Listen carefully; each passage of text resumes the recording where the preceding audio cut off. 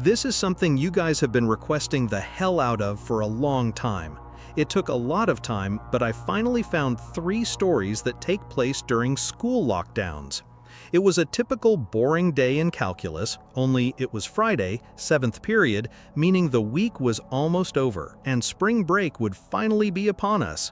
So everybody was getting antsy in their seats. I could tell we didn't have a test that day like a lot of my friends did with their other teachers, so our teacher in the middle of class just decided to start playing games with us on sporkle.com. He was a very laid-back teacher like that. As we were doing some brand logo quiz on Sporkle, I remember the exact moment it happened. Right after my friend answered a question, I remember the exact answer. To Adidas. The dean's voice came through the loudspeaker. He sounded panicked and frantic as he told all the teachers this was not a drill and to go into lockdown. I actually got the chills and I got goosebumps on my arms, as our usually laid-back teacher too seemed panicked as he ran to turn off the lights and ushered us to the back corner of the room. We all sat in silence for about 2 minutes, and then the usual buzzing that came from a panel in the back of the room ceased, indicating that the school must have cut all the power. We all looked at each other, realizing this must be serious. A few more minutes of waiting later, we heard a man screaming at the top of his lungs coming down the hallway. 2 girls in the class actually started crying, which made all of us even more scared. As the screaming got closer to the classroom, the lunatic-sounding man started banging on the lockers while screaming, "I'll kill all of you." It was at that moment that I started to fear for my life. My teacher shushed us as we all looked at each other to see our peers' reactions. The banging then moved from the lockers to our classroom door, and that's when one of the crying girls screamed, "No!"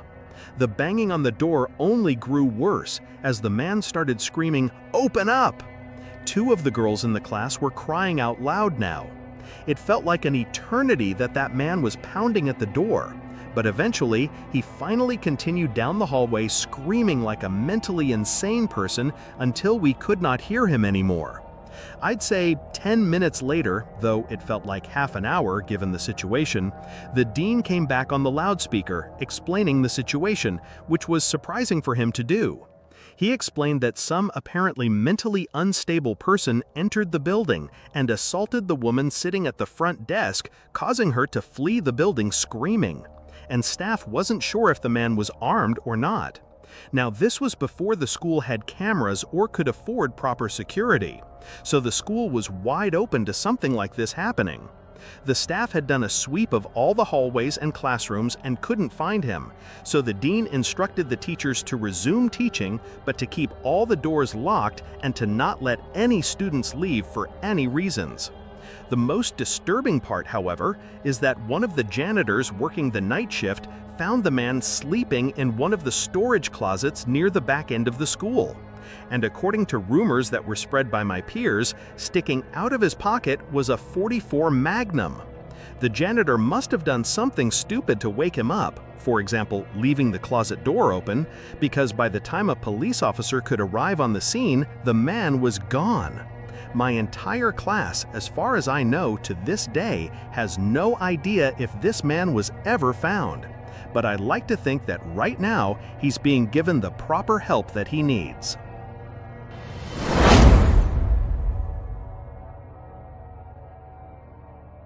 My school has 2 lunch periods. First lunch period is for all 6th graders and some 7th graders. The second lunch period is for the other half of the 7th graders and all 8th graders. The lockdown happened in the beginning of October. The day the lockdown occurred was overcast and rainy during the first lunch period. I heard 4 loud booms. I personally thought it was thunder, but the entire lunch crowd started scream. I was thinking those kids were just serious, but the campus security came in and started yelling at people to go into the multi-purpose room. And the kids who were in line buying lunch had to throw out their lunch and come inside. Me and some friends went inside the room along with a huge group of other kids. Everyone was curious as to what was happening. Our multi-purpose room is huge, and the back wall of the room is made of see-through glass. When me and my friends were rushed inside, the campus security was covering the glass with the curtains, and there were adults at every exit.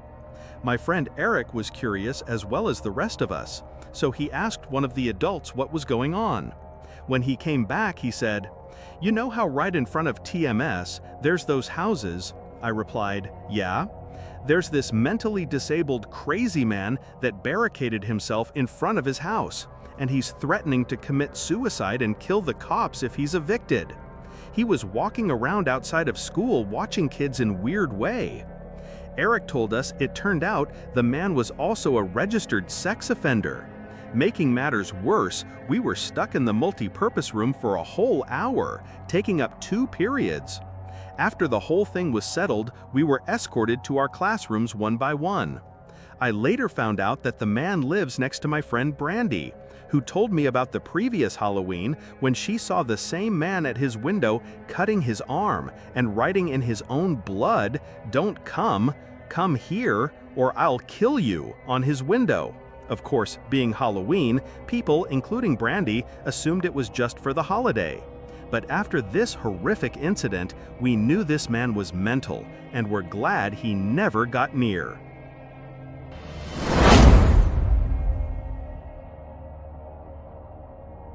I'm 22 years old, fresh out of college, and I recently got a job at my old high school as a sort of computer intern in the school basement. The basement of the school is very messy and disorganized, but there is a small 3-person office that's actually very nice down there. It has 3 nice big desks, 2 mini fridges, a flat-screen TV mounted on the wall, and oh so satisfying air conditioning. A luxury the students and teachers cannot enjoy in the school, and of course all the school servers and other computery stuff. I got the job because 3 of my old computer teachers flat out adored me.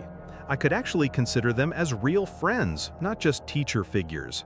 So they all helped tremendously in landing me this job. It's been great until something that happened a few weeks ago.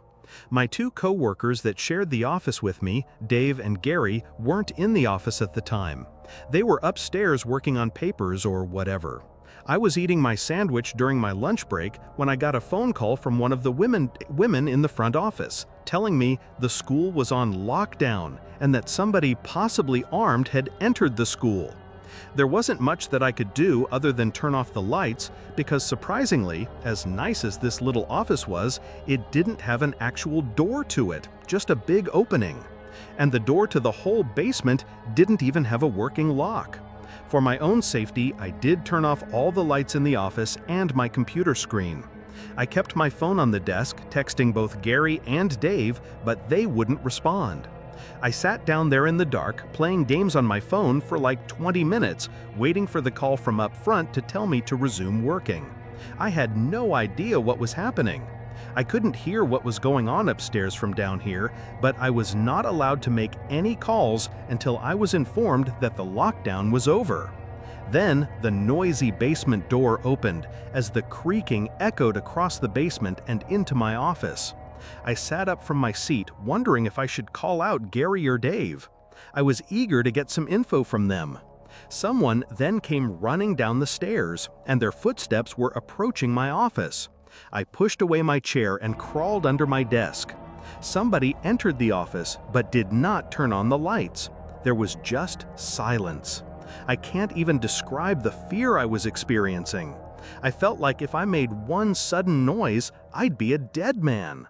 Suddenly, my phone dinged as I got a text message. I felt my entire world shrivel up and die at that one moment as I clenched my teeth in fear. Footsteps suddenly moved closer to me until I finally dove out from under the desk in capitulation, begging whoever it was not to kill me. And just then, someone grabbed my arm and pulled me up. It was some guy in a red plaid button-up, jeans, and a reddish-black cap. He told me, "It's okay, I'm just down here hiding with you. What's going on up there?" I whispered to him. He kind of ignored my question and asked me if there's an exit down here. I told him, yeah, around that way. Before he could do anything else, I asked him, "Who are you?" There was a brief moment of silence before he started explaining. He was coming in to pick up his son when a teacher told him to hide. After his explanation, I checked my phone and saw the text I received was from Dave. It said, "Dude, this is crazy. Some guy with a gun shot Mr. Buckley. He's wearing a red shirt and hat. Whatever you do, don't come upstairs." I was about to reread that text out loud to the man until I realized I looked up and felt my stomach sank. The man seemed to catch on to my suspicious stare. Panicking, all I could think to do was to run for the upstairs. A gunshot echoed through the basement, and I could hear the bullet ricochet off something metal in the darkness. But thank God the bullet missed me, and I made it upstairs. Fortunately, police were waiting at all exits, including the basement exit, and caught the man the second he opened the door. More good news, our teacher Mr. Buckley survived the gunshot. It was later determined that the man and Mr. Buckley had some beef for whatever reason, but that was never, ever revealed. All we know is that Mr. Buckley couldn't have done anything that would have warranted this kind of reaction. And I know that the sound of that gunshot will forever echo in my mind.